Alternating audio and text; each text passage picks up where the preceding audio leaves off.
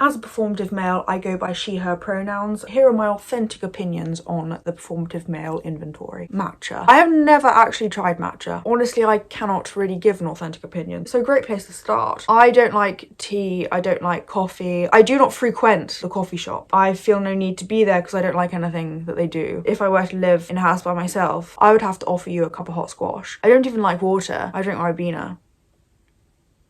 I drink Ribena in a souvenir mug. Matcha in a plastic cup with a dome lid and a straw is not my thing. And it's funny actually because I watched some performative male videos, and in basically all of them, matcha was one of the defining features of a performative male. And in so many of them, when the person, generally a male, narrating the video, they would say, the performative male likes matcha, but I genuinely like a matcha. You know, matcha was a very niche drink. Not a lot of cafes would have it, and only a few would order it. Usually a handful of girls and matcha brothers like myself. I remember I first brought up my enjoyment for matcha, people would look at me crazy, disgusted that my taste bud would even enjoy this type of flavor. I'm convinced half the people drinking matcha don't actually like it. Y'all just getting it to look cool. I'm tired of these damn micro trends. I'm pretty sure 90% of you do not even mess with these products. Like matcha, do you actually like it or are you just following trends? Because as an actual matcha nigga myself, you're ruining it. Man. Allow me to enjoy my green drink without being called performative. Cause damn, if you don't like the drink, don't order it. Can you not see the irony in this? But anyway, what does it matter? Some people must like matcha for it to be so popular. No hate to the homies. Go follow small creators. Also follow Homeboy on TikTok. I think the thing is with formativity or a performance, you film it and put it on Instagram. And I guess if you weren't performing, you would be fine drinking matcha in the comfort of your own home, just like I am drinking Ribena out of my souvenir mug. Wired headphones. I generally use AirPods. I would go as far as saying that AirPods are my most heavily utilized object that I own. I absolutely love AirPods. I adore the noise cancelling quality, mainly because I can't stand the world. If you have a lovely podcast playing and the noise cancelling setting on your AirPods, absolute bliss, fantastic. I can pretend I don't hear people trying to talk to me. The only thing is my AirPods are getting quite old now and I use them literally every day for hours a day, so they run out of battery really quickly now, and I hate the thought of replacing something that isn't quite dead yet, but it is just more and more annoying using them. I really do not want to splash out on another pair of AirPods. I can see the appeal of wired headphones. They just don't run out, and I like that. And actually, when I'm editing my videos by myself, when I'm working by myself on my laptop, I don't use any headphones. The world can hear whatever I'm doing, just my voice playing over and again. Good morning, good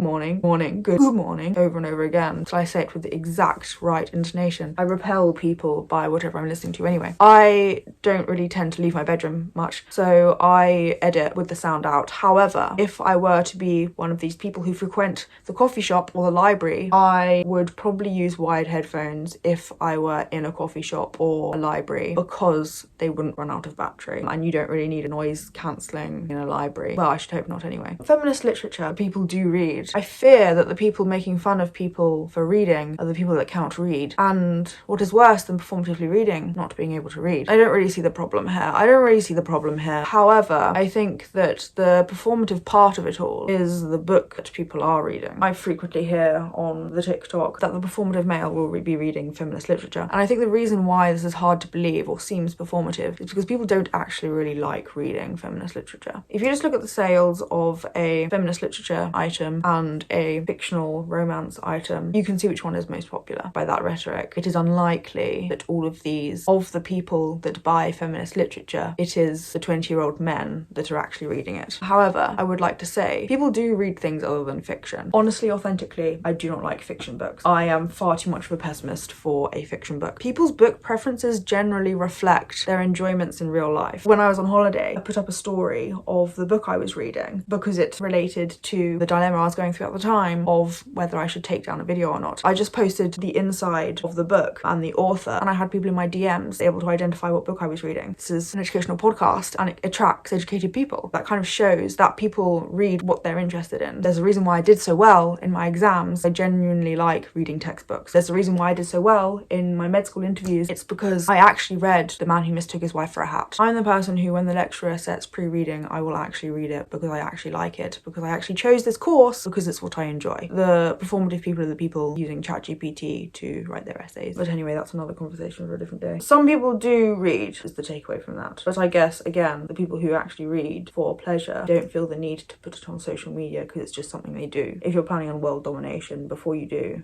read this book, by the way. Baggy jeans and crop tops. I think that the message has been misrepresented on this channel. I don't hate baggy jeans. What I hate is the current trendy shape of the men's baggy jeans. I think it's really entirely bizarre and I don't like it. What I generally say is that I prefer big jeans to baggy jeans, so I would just strap a belt over something that doesn't fit me. You can buy a high quality pair of jeans. You don't have to buy it from a fast fashion shop selling the latest trend. You can buy it from Levi's or whatever, like the Levi's 501 are straight jeans, but I have a pair that's way too big for me that I just strap a belt round and they're baggy to me. I aesthetically prefer that far more than the Ricketts jeans. Crop tops, I guess the performative aspect of this is traditionally, and you know, what is traditionally, who cares about traditionally, but just an observation, traditionally men haven't been wearing crop tops in the past, and then suddenly in 2024, 2025, everyone's wearing crop tops. If you like crop tops, wear your crop top, but just know that it's okay that if you don't like crop tops, you don't have to wear it. It is not a requirement of being cool to wear a crop top. In my eyes, you become infinitely less cool by wearing a crop top, but whatever, I don't know. It depends who you're trying to impress. The boo-boos and keychains. I personally would never hang anything off of my bag or my belt loop. I ain't no key dangler,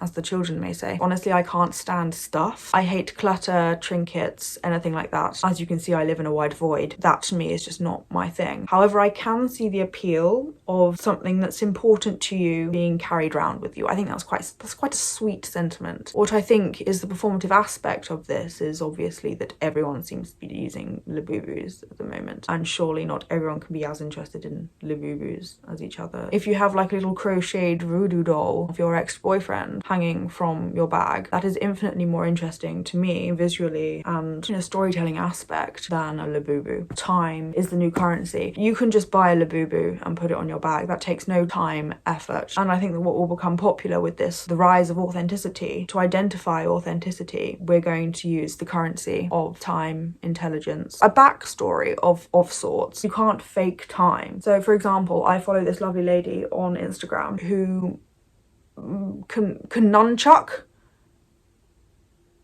I don't know what verb is for a nunchuck, but she can use a nunchuck. I don't know. It's a skill that obviously took time to learn, and it's not about the monetary value. So if she were to dangle her nunchucks, she might get arrested. If she were to attach her nunchucks to her bag and she whips it out and starts nunchucking people, that's infinitely more interesting than, oh yeah, this is a rare labubu. How much time did you take to acquire that item? None. It just cost money. Whereas Miss Kellogg, that obviously took time to master. Not everyone can do it, and I think that's cool. Tote bag. I don't know what a tote bag is, like what the actual definition of a tote bag is, but to me, a tote bag is one of those free canvas handbags that you get from like university open days and stuff. But I think the same thing applies to a leather handbag. I'm not really sure what we're calling a tote bag in this case. I honestly don't really see the appeal of carrying around one of those canvas tote bags with an advert on it. But if we're just talking about handbags in general, I think we can stop hating on men for carrying around handbags. Sometimes you need stuff, and stuff doesn't fit in your pockets. You can carry around a backpack, and honestly, I don't see the backpack hate. I love a backpack. Men need bags too, justice for men, I guess.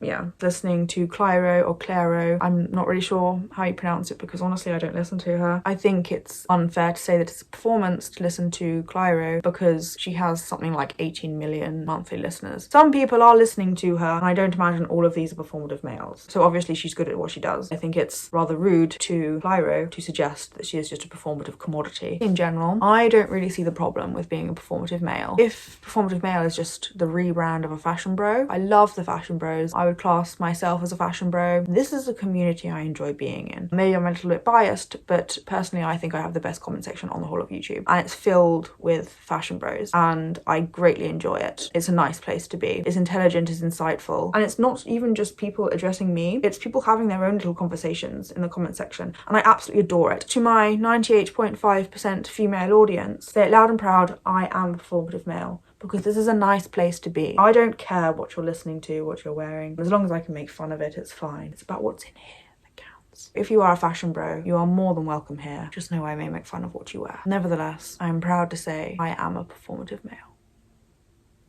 And that is all we have time for today. I really hope you enjoyed that video. I hope you'll come again very incredibly soon. Have a lovely day, as always. Tell me what matcha tastes like. The general consensus on the internet is grass. It can't taste like grass.